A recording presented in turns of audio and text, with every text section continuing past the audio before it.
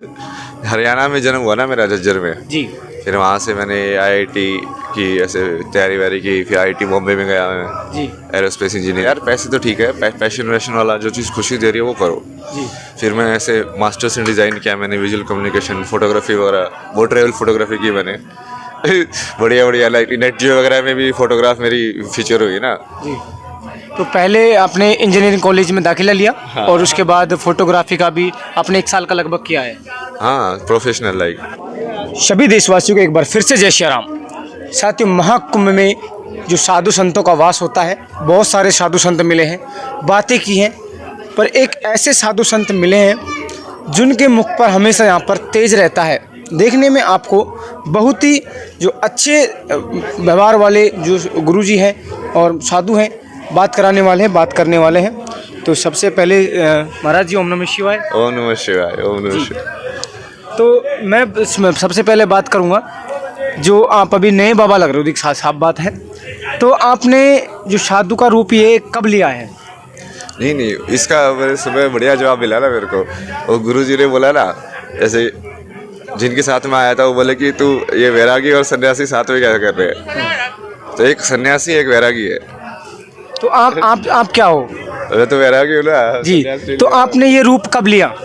ये तो 3.5 साल के आसपास, मतलब वो पूरा स्पष्ट हो गया। जी। हाँ, ऐसे ही जीना है। लगभग 25 की उम्र के बाद। लगभग 28 की उम्र के बाद। 28 की उम्र के बाद। तो आपने 28 की उम्र में लगभग जो अपना गृहस्थ जीवन छोड़ा है, तो उस जीवन में आपने क्या किया है, कितनी पढ़ाई की है, कहाँ से की है, थोड़ा उसके बारे में बताइए। हरियाणा में जन्म हुआ ना मेरा, झज्जर में। जी। फिर वहाँ से मैंने आईआईटी की ऐसे तैयारी वैयारी की, फिर आईआईटी बॉम्बे में गया मैं। जी। Aerospace engineering. बट वो वही है कि सत्य की खोज, मतलब तुम सोचोगे यार ठीक है यहाँ पे आ गए, पैसे भी कमा लेंगे, नौकरी भी हो जाएगी, बट करेंगे क्या लाइफ में फिर? पैसों का क्या करोगे? हाँ, मतलब करना क्या है? जी। तो फिर उसमें समझ में आया यार पैसे तो ठीक है, पैशन वैशन वाला जो चीज़ खुशी दे रही है वो करो। जी। फिर मैं ऐसे मास्टर्स इन डिज़ाइन किया मैंने, विजुअल कम्युनिकेशन, फोटोग्राफी वगैरह, वो ट्रेवल फोटोग्राफी की मैंने। बढ़िया बढ़िया, लाइक नेट जियो वगैरह में भी फोटोग्राफ मेरी फीचर हुई ना। जी। तो पहले आपने इंजीनियरिंग कॉलेज में दाखिला लिया। हाँ। और उसके बाद फोटोग्राफी का भी आपने 1 साल का लगभग किया है। हाँ, प्रोफेशनल लाइक। प्रोफेशनल।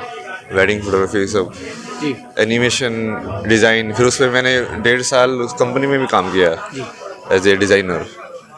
जो आपने ये जो साधु का रूप, जो वैराग्य आप बता रहे हो, ये जो आपने रूप धारण किया है, ये क्या सोच समझ कर किया है आपने? नहीं, ये तो साधु का रूप नहीं है ना। मैं तो उसको वैसे नहीं देखता, मैं इसको देखता हूँ वैज्ञानिक तरीके से। जी, साइंटिफिक। हाँ, देखो भाई, तिलक लगा रहा है, मतलब कि अब मेरे को अपनी अजना चक्र के हिसाब से उसको ऊर्जा को मेंटेन करके रखना है। जी। तो मैं उस दिन वैसा तिलक लगाऊंगा। अब मेरे को रात हो गई है, थोड़ा तमस बढ़ रहा है, तो अपना भैरव वाला तिलक लगा के थोड़ा अंधेरा अंधेरा वाला रहेगा। तमस में तमस ऐसा रहो, आप ऐसा रहोगे तो अलग से दिखोगे। तो अब ये बाकी कपड़े भी, जैसे धोती है, ये तो सबसे बढ़िया कपड़ा है पहनने का, क्योंकि एक तो एक ही कपड़ा है। इसी कपड़े को तुम फिर नीचे बिछा भी सकते हो, मान लो कहीं, तो तुमको बैग में सिर्फ मतलब 3 धोती रख ली, तो मतलब 3 शॉल भी हो गए, 3 नीचे के भी हो गए, 3 ऊपर के भी हो गए। जी। जो साधु का जीवन है आपका, जो वैराग्य का जीवन है, वैरागी बोल रहे हैं आपको, तो ये आपका कैसा चल रहा है अभी? अपना तो बढ़िया चल रहा है, महादेव है। वैसे संसार के हिसाब से तो खराब चल रहा है थोड़ा। बहुत परीक्षाएं होती है। आपके हिसाब से जो जीवन है, जो आप कृपा बनी हुई है, आप किन किन समस्याओं का सामना किस प्रकार करते हैं, और किसका आप पर जो आशीर्वाद बना हुआ है? महादेव साथ है ना हमेशा, वही बताते रहते हैं क्या करना है। ये साधना ही बोल लो इसको, मतलब कि इसमें तुम समझोगे ना कि जिस चीज़ को तुम एक्चुअली भगवान मानते हो, जैसे मैं बोला ना महादेव, तो वो क्या है, जैसे मेरे जीवन को तुम देखोगे, अभी तुम उसी की बात कर रहे हैं ना, जिस यहाँ का जीवन। तो उसमें अब मैंने क्या किया, मैंने आया, मेरे को कुछ समझ में आया, फिर मैंने महादेव को इष्ट माना, मान ले भगवान माना। मतलब क्या, वो महादेव कहाँ है, किसने माना? मैंने माना। तो मैंने अपने आप को 2 भाग में विभाजित कर दिया। एक मैं हूँ जो यहाँ पे 34 साल का है, जो ये कर रहा है, और एक दूसरी है मेरे अंदर एक हिस्सा जो भगवान का हिस्सा है। अभी जो बैठे हुए वो शरीर है। हाँ, तो उसको भक्ति के हिसाब से फिर तुम कर सकते हो। फिर तुम इस कहानी को भी जी सकते हो, क्योंकि इस कहानी के हिसाब से जब तुम नर बन जाओगे तो वो नारायण बन जाएगा। जी, आप जो आम लोग जैसे भाई साहब यहाँ पर बैठे हुए हैं, जयपुर से आए हुए हैं, तो इनसे मिलकर आपको कैसा लग रहा है आम जीवन के लिए? नहीं, यही सब तो सीखने के लिए कहानी में एंटर करनी है ना मेरे को। अच्छा।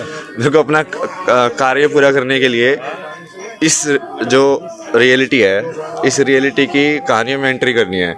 एंट्री मतलब कि अब वो कहानी मैं सिर्फ अपने अपने में नहीं जी रहा हूँ, अब वो एक साथ कहीं उसमें सामाजिक मतलब जो होता है ना, तो उसके तरीके से अपना जो काम है कि ये सारा ज्ञान वगैरह फिर से आए, उसको फिर से सेटअप हो जाए। वैसा पूरा जो गुरुकुल सिस्टम था, पूरा जो आश्रम सिस्टम था जीवन जीने का, वो क्यों बना था, उसको सोच समझ के बनाया होगा ना कि हाँ ये पहले ये करना, ब्रह्मचार्य आश्रम, फिर गृहस्थ आश्रम, फिर ऐसा आश्रम, फिर ये आश्रम।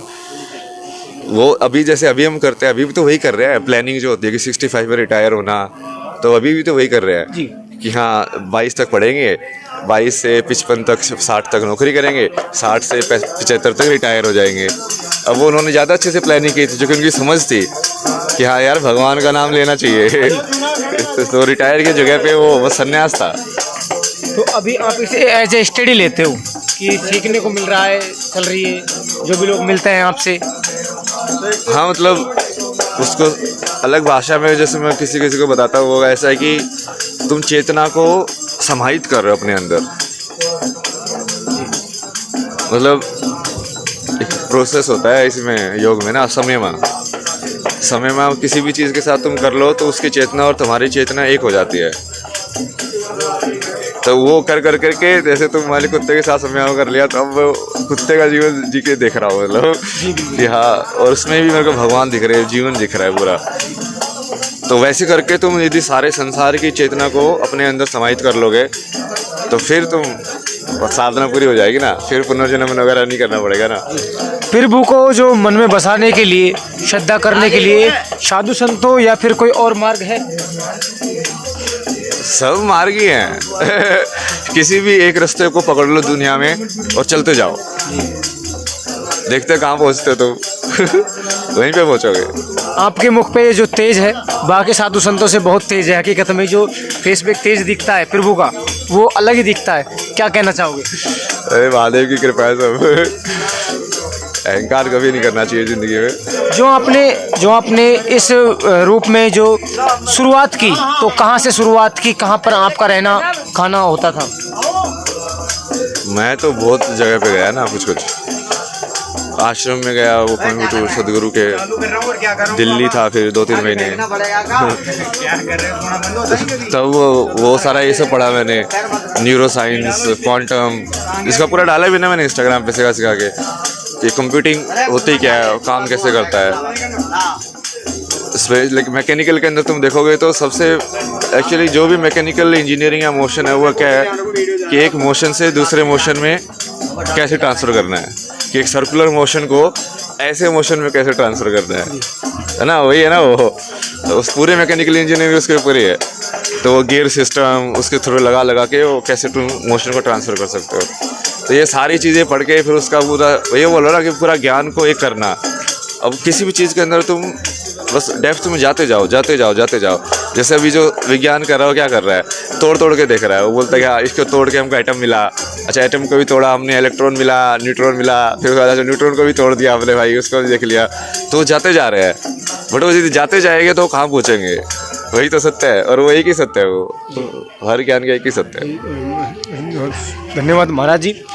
साथियों, देख पाएंगे आप जो महाराज जी मिल रहे हैं। पहले हमने एक जो बीटेक पास मोनी बाबा है उनका भी इंटरव्यू लिया था, और यहाँ पर महाराज जी के मुख पे जो तेज है, ये कहते हैं कि भक्ति साधना करने के लिए किसी भी मार्ग से जा सकते हैं, लेकिन मन को सबसे पहले एकत्रित करना होगा। साथियों, इसी चैनल के माध्यम से हम आपको रेगुलर जो महाकुंभ में आए हुए साधु संत हैं उनके दर्शन करवाने वाले हैं। चैनल को सब्सक्राइब कर वीडियो को लाइक करें।